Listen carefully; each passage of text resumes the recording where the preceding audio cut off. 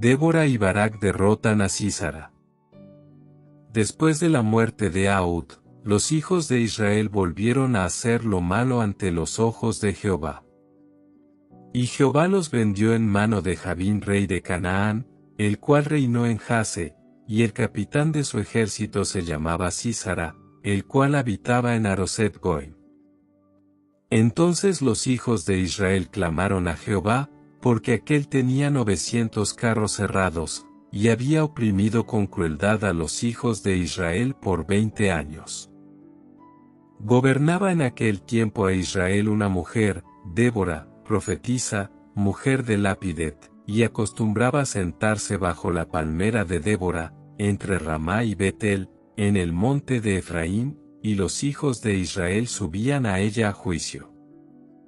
Y ella envió a llamar a Barak hijo de Abinoam, de Cedes de Neftalí, y le dijo: ¿No te ha mandado Jehová Dios de Israel, diciendo, ve, junta tu gente en el monte de Tabor, y toma contigo 10,000 hombres de la tribu de Neftalí y de la tribu de Zabulón, y yo atraeré hacia ti al arroyo de Sisón a Sísara, capitán del ejército de Jabín, con sus carros y su ejército, y lo entregaré en tus manos? Barak le respondió: Si tú fueres conmigo, yo iré, pero si no fueres conmigo, no iré.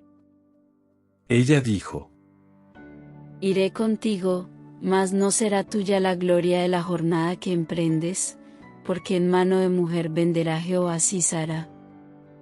Y levantándose Débora, fue con Barak a Cedes. Y juntó Barak a Zabulón y a Neftalí en Cedes, y subió con 10,000 hombres a su mando, y Débora subió con él. Y Heber-Ceneo, de los hijos de Hobab suegro de Moisés, se había apartado de los ceneos, y había plantado sus tiendas en el valle de Saanaim, que está junto a Cedes. Vinieron, pues, a Sísara las nuevas de que Barak hijo de Abinoam había subido al monte de Tabor. Y reunió Sísara todos sus carros, 900 carros cerrados, con todo el pueblo que con él estaba, desde Aroset Goim hasta el arroyo de Sisón. Entonces Débora dijo a Barak: Levántate, porque este es el día en que Jehová ha entregado a Sísara en tus manos. ¿No ha salido Jehová delante de ti? Y Barak descendió del monte de Tabor, y 10,000 hombres en pos de él. Y Jehová quebrantó a Sísara, a todos sus carros y a todo su ejército, a filo de espada delante de Barak, y Sísara descendió del carro, y huyó a pie.